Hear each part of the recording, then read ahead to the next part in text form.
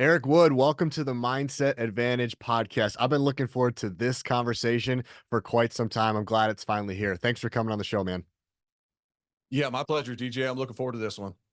Been a big fan of yours ever since you were playing with the Bills, and it was so cool to see you get in kind of the speaking world, the author world as well. I read your book, Tackle What's Next, Own Your Story, Stack Wins, Achieve Your Goals in Business and in Life. And similar to you, I didn't play professional football by any means, but I'm going through a little bit of a transition in my life as well. I've competed at a pretty high level in the sport of CrossFit for 9 years. And this past year, year and a half has been a little bit of a transition for me. We just welcomed our first baby girl to the family 2.5 weeks ago, and I'm pivoting more Congrats. into, thank you, using your word pivoting. I'm pivoting more into speaking and coaching and just kind of changing my direction a little bit. So when there's a book that came out about transition and what's next and pivoting, I was all in on it. And I was really just glad to hear some of the strategies from you that I'm going to start using in my life. So incredible book. Congrats on the success thus far.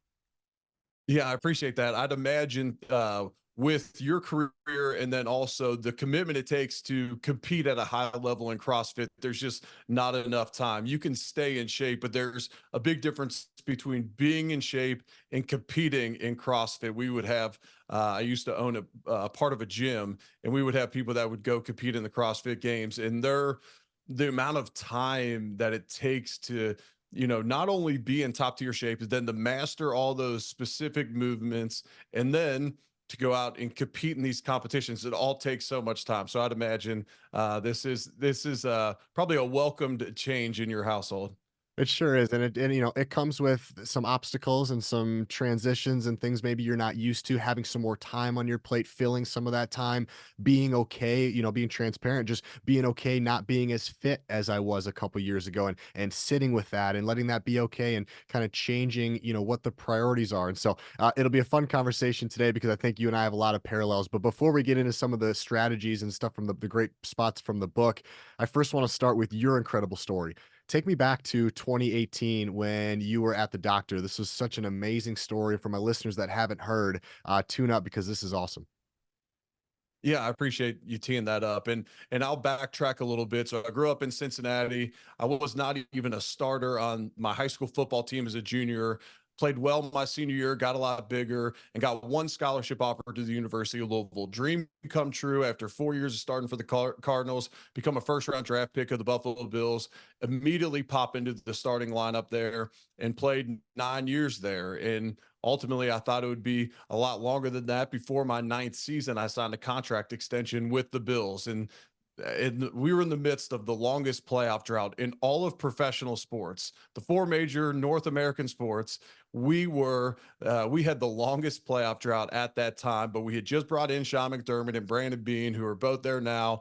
Ownership had changed recently with the Bills, and I love the direction we were heading, even though we hadn't quite got over that hump. I re-signed with the Bills. I was actually Brandon Beane, the current Bills GM. His first ever contract he gave out as a GM in the NFL. He was an assistant with the Panthers prior, so I'm sure he was integral in some of their contract negotiations. But I'm the first one he gave one out to, and so before the 2017 season, I signed a contract extension. We do make the playoffs that year, and that's the year that everyone thought we were tanking. We had traded away our previous three top draft picks from the three prior drafts, and that's the team that gets over the hump, makes the playoffs.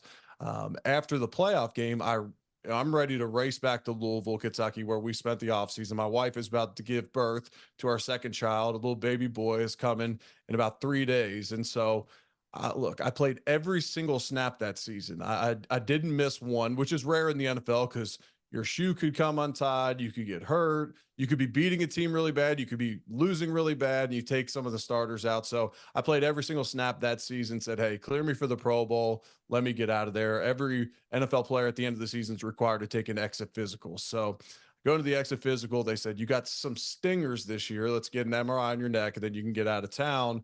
Stingers, for those listening that may not know what they are. My high school buddies got them. I thought they were no big deal. And it's a burning, maybe nerve sensation down one of your extremities. For me, it was my right arm. I played center in the NFL. And so that could make maybe the next snap a little bit interesting with that going on. But look, I didn't think anything of it just because they're so common. And so then 3 days later, we're sitting in the delivery room waiting for the birth of my son, and I get the news that my career is over. At C2, C3, I had disc and bones sitting into my spinal cord, and that's what was causing the stingers. And it wasn't a similar situation to maybe some of the innocent ones that my high school buddies had or college and pro teammates. This one is a career ender. Even with surgery, there's no return to play. And so I'm sitting there in this emotional state. I relay the news to my wife. She starts crying. The nurse comes in and was like, "Oh, baby, it's not going to hurt that bad." And she's like, "It's not about the baby." And so we have a good laugh about that one now. But that essentially put me on a different career trajectory that I wasn't ready for. I wasn't prepared for. I was the guy that just played every single snap. I had just signed a contract extension. And so for me, that put me on a path to figure out what was next in my life. And so I started a podcast, What's Next with Eric Wood, where I wanted to learn from successful people. And it's similar to yourself, DJ. I'm just trying to learn. I'm curious. I want to be a lifelong learner. Okay, well, let me talk to people that have either successfully transitioned in life or just have achieved success. And that's not just financial success. I'm looking for thought leaders, game changers, great husbands, pastors, coaches, whatever it may be. I want to learn from you. And what you read in Tackle What's Next was a compilation of a lot of those things, a lot of the concepts that kept ringing true in people that successfully transitioned in life and career, whether that's just from college to the next career in life or had big pivots like I had. And so it's been a fun ride. Anytime you have those big transitions in life, it's not all sunshine and rainbows. I know you just briefly mentioned it, but the fact that you briefly mentioned that, your body's not going to quite look the same when you're not training for the CrossFit Games, there's so many little things like that that you have to deal with, and it could be a challenge at times. So take me back. I don't want to gloss over. There's a lot of emotion. When you got the news, you're also about to welcome your baby boy. There's a lot of emotions going on in that week. I just went through that week. It's crazy emotional, fun as heck, high adrenaline, but there's a lot of different emotions you're feeling.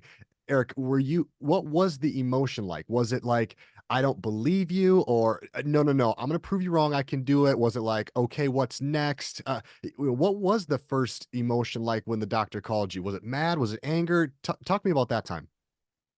Yeah, I'll rewind again just briefly. So my first year in the NFL, I do the Joe Theismann leg break, the tib fib fracture, break my left leg in half during an NFL game, go straight from the field to an ambulance, and I never got hurt once in college. Started 49 straight games for Louisville. My rookie year in the NFL, I break my leg.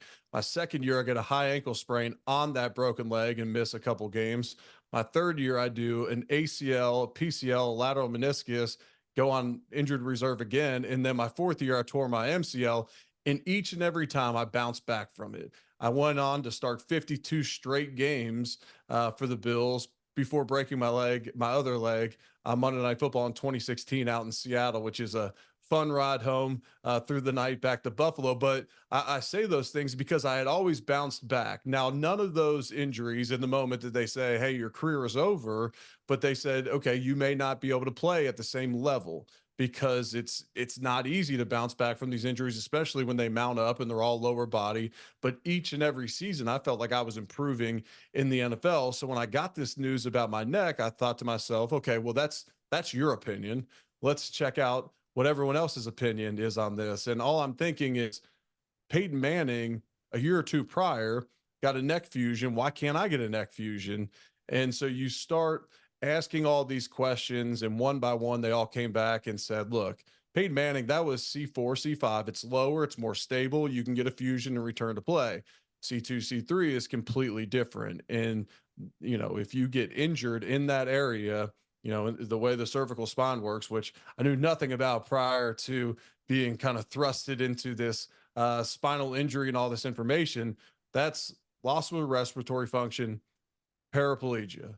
And so for me, I'm like, all right, well, the top 10 top 10 neurospine guys in the country all said absolutely no return to play. All right, now it's officially over.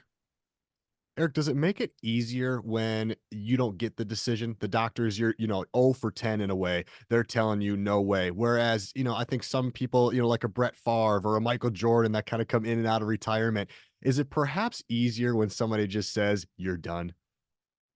It is. And people all the time ask me if I miss playing in the NFL. And I say, of course I miss it. And it's kind of like a round of golf. You think back and you think about all the good shots you had during a round of golf, and maybe not the duffs and the bladed chip shots that go over the green. You look back on an NFL career and even just a football career in general, and you remember all the highs and maybe forget some of the lows, the off seasons that were full of rehab. And then you enter the next training camp. You don't feel that great, but you got to go put your body on the line again. You forget about those things. But for me, I truly loved professional football. I was a captain of an NFL team. I loved the guys in the locker room, the organization, the city in Buffalo. I loved everything about it. And so for me, I don't know when I would have walked away. I was extended at the center position to then be Josh Allen's center, or whoever they were going to draft in the first round. It became Josh Allen. So I was extended so he would have a veteran center in front of him. Well, this run with Josh Allen and the Bills has been so magical. When would I ever leave, especially because they haven't gotten over the hump in the playoffs to win a Super Bowl or even make it to the Super Bowl? So I would think, okay, well, next year's the year. I got to come back and I got to get ready to roll again. So I do believe that it was a blessing that, there was a hard stop and there's not this, oh gosh, the salary cap just went up again. Look what these guys are making. I could do it one more year. I could go put my body on the line one more time. And I have a lot of respect for Jason Kelsey. I've known him since I believe I was 20. He was 18 years old. I was at the University of Louisville. He was at the University of Cincinnati playing with a bunch of my high school buddies there. And so I've known him forever. And I really enjoyed that Kelsey documentary that his former college teammate Connor Barwin actually produced it. I believe it was on Prime. They did a Mhm. nice job with it, but you got to see, and they did a great job of pulling back that curtain so that you could see some of that inner turmoil. And, his wife wants him to hang it up, but he still comes back for one more season. And, he ended up just announcing his retirement now after that following season where he decided to come back. But there's a lot that goes into those decisions to just keep coming back and putting it on the line because that's all you know. And then once you give it up, it's over. It's over. You find your whole life to be the best in the world at something. And then as soon as you give it up, then it's over. The fact that it was taken from me and I didn't have to wrestle with those decisions, there's definitely some blessings in there. Sure. As a mental performance coach, Eric, the first of my 7 skills is called staying deeply curious. And one of the first steps in doing that is staying curious, being curious about yourself. And better questions lead to better answers. So I'm really trying to get mostly high school and college athletes to get to know themselves and to get them to know themselves on what trips you up. What are the things you like? What don't you like? What frustrates you? And then also, how do you separate your who from what you do? Who are you away from sport? Because you're one injury away from being done. You're probably 2 years away from your sports career being done because most people don't even go play college. So I try to instill some of these thoughts and deep questions at a very early age so that when that day comes, that transition can be a little smoother and a little bit easier. I'm curious for you in your career, was that a similar path? Did you have conversations, thoughts, journaling? Did you have any sort of those conversations about who am I outside of football before it was over? Or were you kind of forced to have those conversations in 2018 for the first time? I would say a little bit of both. And I love the fact that you're doing that with high school and in college athletes right now, especially because look, if you don't have the confidence and let's call it a little bit of arrogance to say I can go play professionally, then you're likely not going to get there. But you also have to have someone telling you, okay, let's prep for life after ball, whenever that may be, because at some point this is going to end, especially if you're playing football. I mean, a long career puts you in your early 30s, play quarterback maybe around the age of 40 now. Those guys are playing longer and longer. They're just getting more and more protected. But, that puts you at 30 years old. I mean, you look at Olympians and all these people that dedicate their whole life to something, and then it's taken away right around 30-ish years old if you had a successful career. And so I had done some of that work. I'm a man of faith, and I would have said, "Look, I'm a Christian. I'm a husband. I'm a father towards the end of my career. Our daughter was 2.5 when my career ended. I'm a father now. I'm a philanthropist. I give back to the community. I like to dabble in a little bit of business in the off season, some investments. Okay, I have all of this, but there's nothing that can prep you for that moment when your sport is taken away. And I don't know why. I do know why now, but at the time, I didn't realize it would be such a big deal to show up places. And I was no longer Eric Wood, the Buffalo Bill, the Pro Bowl center showing up. I was kind of on their level. And it was, well, what are you doing now? Well, I'm not sure. I haven't figured it out. Well, you're too young to be retired. I realize that. I'm taking my time. I'm pouring back into these things, but the world doesn't want to hear you say, because we've been so structured to say, if you don't work a 9 to 5, or if you don't work 50 hours a week, then you need to be more productive. You're not going to be, fulfilling your purpose, or however you want to say it. And so I really struggled initially with telling people I'm just figuring it out. And that's probably a people pleasing mentality, a worried about the FOPO that former guest of yours, Michael Gervais, talks about often, worrying about other people's opinions and not just resting in the fact that, look, I sacrificed a lot to to to be at that profession for so long, to be at that level, to earn a financial security that I don't need to rush out and get another job. But it was tough when your identity isn't that I'm Eric Wood, the Pro Bowl center. What would your advice, Eric, be to if you were standing on a stage, which I'm sure you have, let's just say you're standing in front of a stage in front of, high school football athletes, and you're trying to convey the message of separate who from do. What would you tell those young men and then maybe young women as well? Yeah, that's a great question. So I would say have an identity outside of your sport, because you are so much more than that. And then also surround yourself with people that can help you in that transition, whenever that may be, because it's not going to be easy. Some are blessed with an incredible family. I was as well. I had incredible friends. I had a foundation built on my faith that I could fall back on. And all of those allowed me to not truly ever hit rock bottom. Like my foundation would catch me, my friends, my family, my faith.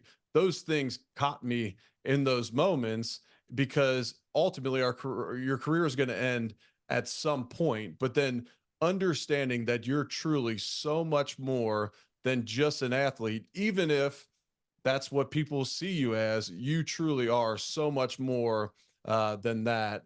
And the earlier you can realize that, the better. And I talk about my friends, my family, my faith. I also started working with an executive coach similar to yourself, a performance coach, 6 months before my career ended. I was working with him during the 2017 season. And so I had an executive coach to be able to kind of coach me through that transition. I could give you 50 reasons why I'm the luckiest dude you've ever talked to. And that was one of those just fortunate moments to where I'm an accountability partner for a teammate of mine. I say, okay, well, I'll give this a shot as well. I'm an accountability partner with this same performance coach. And so having people that can help you through that transition, and just understanding that sometimes you just have to give yourself a little bit of grace. The fact that you're just trying to figure out the next steps is okay. And I would relay that as well. I love that. So it sounds like accountability partners, knowing early on that you're more than just an athlete, having faith in something that maybe other hobbies and things that you can root yourself in. Let's polarize it. What was something? I'm sure there was a couple things. If you were to be a little vulnerable here, Eric, what was one or two items that as you were transitioning didn't help you? It was like, man, I got to stop doing this, or I got to stop thinking about this, or what was something that didn't help? I like to polarize both ideas so people can see what didn't help. Yeah, I said yes to too many things early on. Mm, It was, hey, you have more time on your hands. You should join this board. Hey, you should, take a role at the gym, maybe that I owned a piece of at the time. And I was saying yes to so many things, so many trips, whether it's a golf trip, a golf scramble. There were so many things that I was just saying yes to fill time that and I always say, look, I'm better busy than bored. I don't do well if I'm sitting around I like a lot going on, but I was saying yes to so many things. And then when broadcasting came along for me, well, now I'm on 3 different boards. I've committed to all these engagements, and now I have a full-time job during the football season. And so I would be that was one area I struggled, was just saying yes to so many things. Now, saying yes to so many things allowed me to try a bunch of things out and see what I liked and didn't like. But that was one thing um, in my transition out that I really struggled with. And then, it was kind of this period of, okay, I'm going to take some time off. And I mentioned better busy than bored. And so the first fall that I was out, I called one game for Fox and I did a couple pregame shows. And I realized quickly that I always had this dream of one day I'm going to play 15 years in the NFL and I'm just going to get in an RV with my family and go to like different college football tailgates and whatnot. Okay, that was a very empty feeling waking up on Mondays. You're tired, likely a little hungover, and you're sitting there going, okay, this on rinse and repeat each and every week. We didn't do that a ton, but we went and visited a bunch of my, friends that were still playing in the league. We'd go down to Tampa and visit Ryan Fitzpatrick. We'd go to a Bills game. We kind of bounce around, watch the Louisville game somewhere that we'd never seen him play before. And oftentimes you envision that downtime when you're done, that downtime after the grind, you think you're going to enjoy that more than you actually Mm. are. And maybe you kind of enjoyed the process and the grind to get you where you were more than you truly thought you did. Hmm, that's interesting. One of my mentors one time told me as I was kind of transitioning out of sport was your physical peak isn't your peak of life. Your physical Mm, peak isn't your peak of life. And he talked about how, everybody goes through seasons of life. And for most of us, our physical peak is probably anywhere between like 25 and 30 years old, depending on if you're still competing in your sport. If not, it's probably earlier, 18 or 19. But you think about your life in this kind of this 99-year span. Most people would say at the end of their life that the best part of their life wasn't when they were the most fit. In my case, I'm trying to chase fitness with CrossFit. Is that something that resonates with you, that you feel like, yes, those were great times, but that wasn't the peak of my life? As in, those were great days, but my best days are ahead of me. Is that something you think about? Does that sit with you? It sure helped me a lot. What do you think? yeah, I mean, honestly, me and my wife say each and every year that the previous year was the best year of our life. Our kids, each stage, they're now 6 and 8 years old. Each stage is, I think, has got more fun than the last, and maybe that's some recency bias with them. But I will say, as a dad, when you have a 1 and a 3-year-old, there's just not not so much you could do with them. The 1-year-old wants the mom, the 3-year-old, I'm playing dolls, but like now we're going to baseball practice and football and field hockey, and to me it's just been more fun, and each and every year has provided new experiences. So I truly do believe that each and every year life has gotten better, and you also kind of more time with your wife, you figure her out and you have a healthier relationship as you keep growing in that relationship. So I think you're spot on. And I feel so bad for those. And look, I don't want to just keep telling pro football stories. I mean, I have high school buddies that would say, "Oh, the best years of our life were in high school." I'm like, man, that's just a terrible mindset to take into this current spot that you're at in life. Like each and every each and every point in your life could then be, kind of that best time of your life, that most fulfilling time of your life. You say, being in your best shape. It's funny. I definitely was the strongest I'll ever be in my life when I was playing in the NFL. But at 310 pounds, I'm about 60, 65 pounds lighter. I'm definitely in better shape now than I was then. Right when my career ended, I lost 53 pounds in 3.5 months at a weight loss competition against a buddy. That's the only reason I know that the exact measurables there. And, I've lost a little bit of weight since then, but I don't stress about it overly hard. But for me, that at that time it was okay, I want to get as fit as I possibly can. And then you realize, okay, you do that, then what's on the other side of that? There's always going to be something you're chasing. Look, I'm a huge proponent of creating goals and challenge, as I love a good 30-day challenge. I love a 30-day fast from, you know, alcohol, from social media, from buying Starbucks, or 30-day fast from Amazon, which you'll realize how reliant you are on Amazon if you try those. Me and my wife like little challenges like that to just to make us appreciate it the next time we do it. You know, after that 30 days, you'll really appreciate the next time you get on social media. And for me, for my job, I don't have to get on Pro Football Talk or ESPN to try and scour some information. I can get on Twitter and, see what everyone's opinion is on something really quick. And so I love those challenges. I love those little fasts. I love setting goals, but I think you're exactly right. When you can find contentment in your situation, you're going to feel so much more peace in that moment. And that area of contentment is not likely going to be when you're in your peak physical shape, because when you're in your peak physical shape, you're always striving for that next little 1% advantage. It seems like one of the mistakes people could make during a transition is continuing to try to fight back to the person that they used to be. So it could be somebody in their 40s trying to get back to the same shape or the same speed they were in college. It could be, just physically, it could be mental, it could be anything, but they're trying to get back to this person that they used to be. And sometimes I think that could be a mistake as we transition into a new part of life. It's almost like going through a breakup. What we don't want to do is continually go back to that person. We want to face forward, start walking forward and look into the future. Is that a mistake that you think people could make, is that when they try to transition, maybe they got one eye to the right, but then they keep kind of wandering. They got one eye over to the left and they can't quite close the door because they're trying to still get back to that point where closing the door all the way is the hardest, but probably the best thing for you. You got to close the door. You got to block the person on Instagram. You got to do whatever you need to do to transition a step forward. And sometimes it takes a little bit of a harsher boundary. I could imagine for some people in the NFL, it's like, I need to step completely away.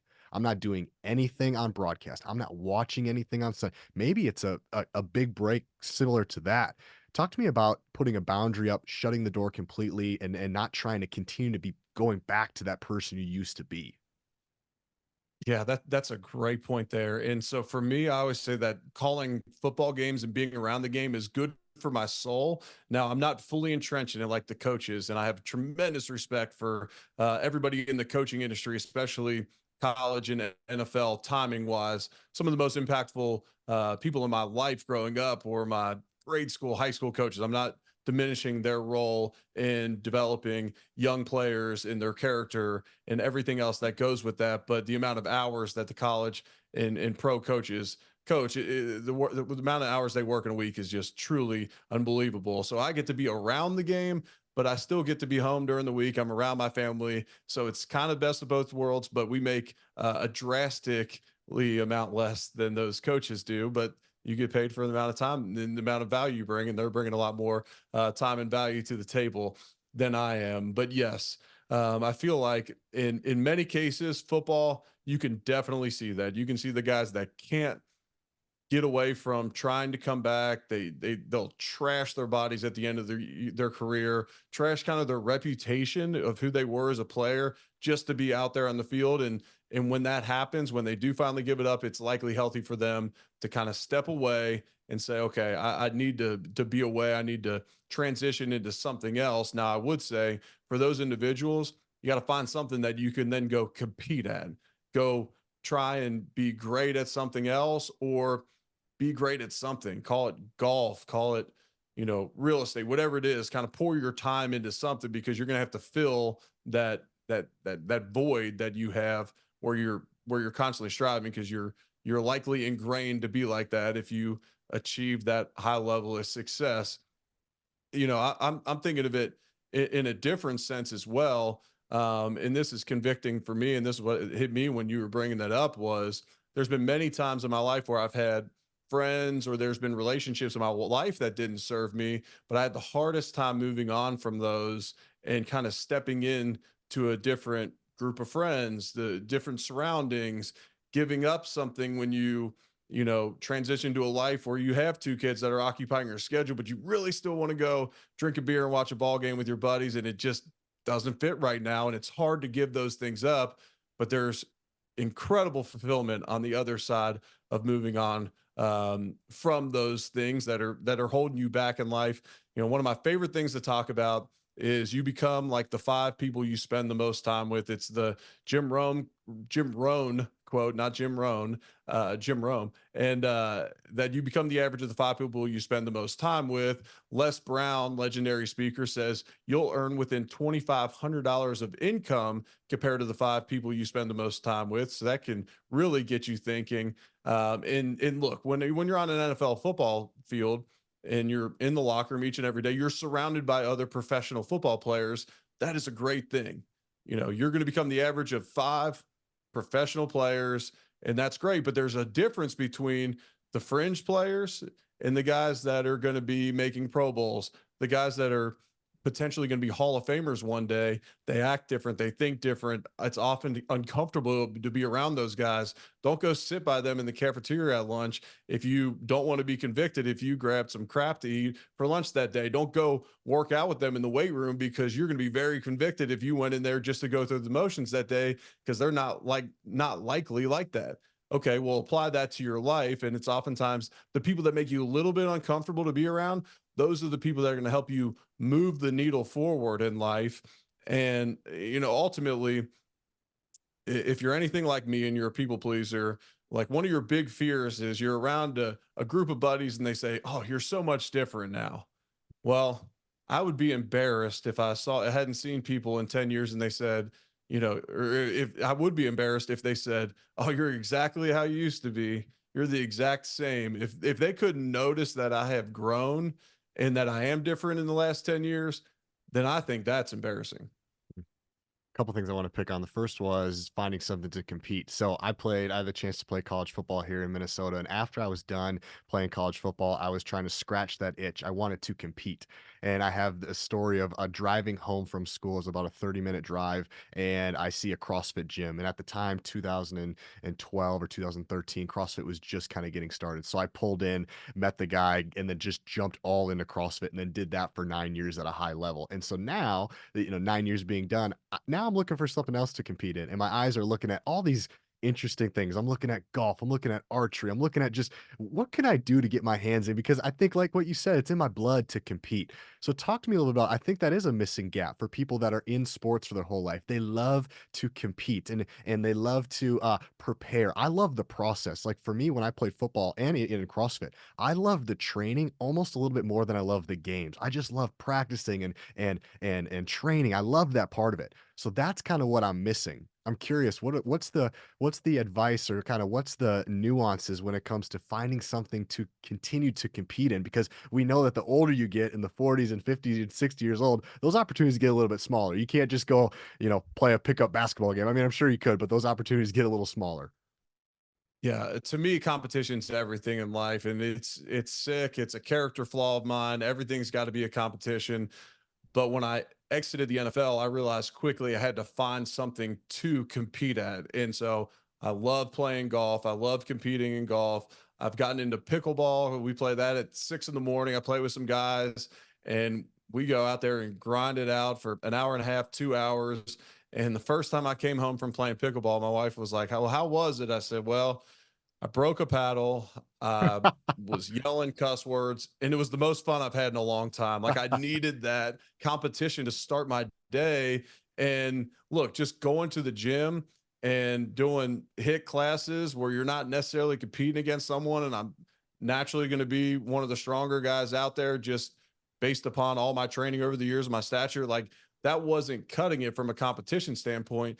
But now that I can compete on the golf course, which you want to talk about a humbling game and something that you have to pour time into in the preparation and the journey. Like I like going and hitting balls and just trying to get incrementally better as much as I do necessarily win in a game on the golf course. Like to me, there's a lot of fulfillment in golf, and not to get in on a tangent because I'm obsessed with it now, but they're finding, I've done some work with the PGA Hope where they take these veterans that are out of the military and maybe they're not even suited to be able to work and hop into something. So they need something in their life. They might not have the resources to play golf. So they get them the resources, they get them the connections, they get them on the course, and then they realize, oh shoot, like I don't, I'm no longer able to serve in the military. I don't get up and make my bed perfectly and shine my boots and my gun and get everything prepped for the day. But man, I get my weapons out. I get my golf clubs out now, and I got my